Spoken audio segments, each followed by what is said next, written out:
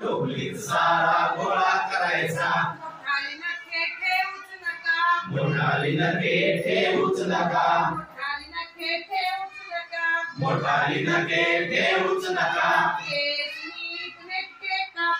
केस नीट नेटके कापा. नखे वाढता माती भरते. पोटात शिरता गुडगुड करते. गारगार पाणी बादली भरून हसत घ्यायची आंघोळ करून.